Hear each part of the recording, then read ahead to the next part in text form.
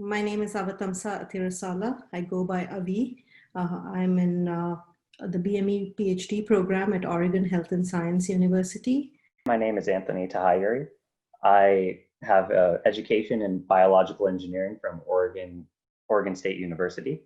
Currently, I'm a research assistant in the Bertassoni lab at Oregon Health and Science University.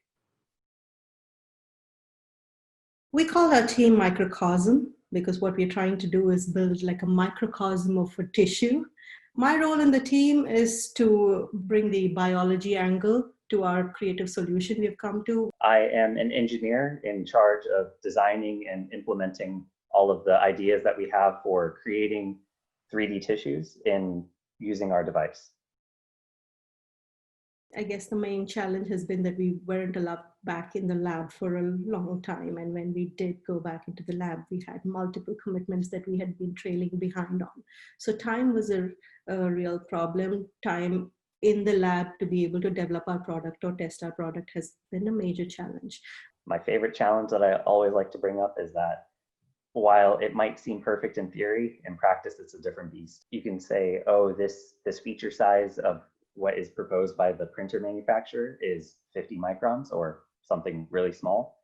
In actuality, what you're going to get is going to be triple the size. When you're designing something and you think, oh, I'll push it really close to the theoretical max, you really have to kind of manually do the fudge factors.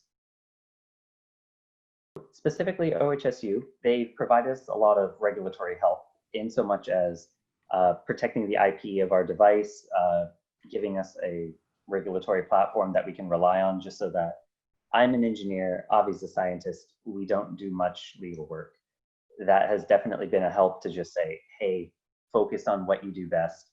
Let our institution actually carry this load. My mentor specifically, Luis Bertassoni, who is a part of our team, although he's a scientist, he's an inventor, he has many patents to his name, and he's always been looking towards coming up with creative solutions to engineering problems in the world. And he has always guided us towards how to think about things from a commercial angle. And I think these aspects have been really important to us. Microcosm is a light platform that cures materials. The material that we're curing in this case is a hydrogel. A hydrogel being it's a liquid that once it turns into a hard material when it cures, is something suitable for cells to actually grow on and in. In our field of science, 2D technology is prevalent. It's everywhere. It's really easy to do. Everybody's characterized it really well. But the problem is that we're not sheets of paper. We're human beings. We're three-dimensional. The tissues that we're looking at, they're also not two-dimensional. They're three-dimensional.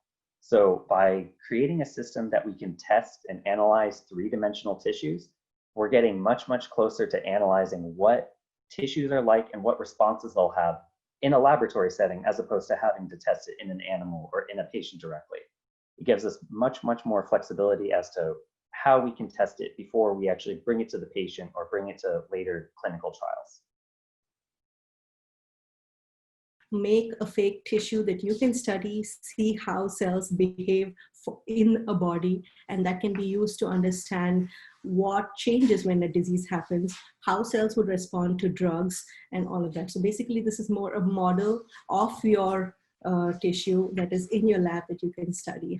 What's innovative about this is that we're using existing simple technologies like 3D printing that's been used to solve other engineering problems, and we are using that to solve our problem, where you have a high resolution, high precision associated with 3D printing. And we are able to use that to make really micro scale tissue models with high resolution that 3D printing is known for.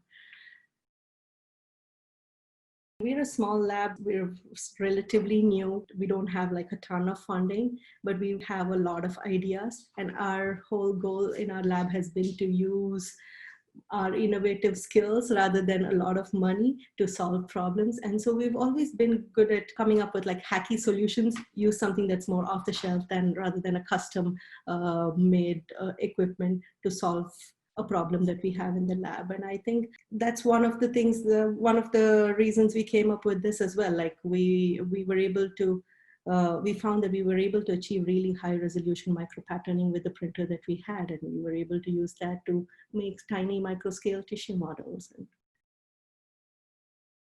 The main goal is to add this extra complexity of the third dimension, but to also shrink down our testing environment. For example, a traditional test might be the size of a penny, and it might be in that 2 dimensions. With our size is about the thickness of a human hair, and we have many, many tests of it. So within that size of a penny, we're actually running about 50 different replicates.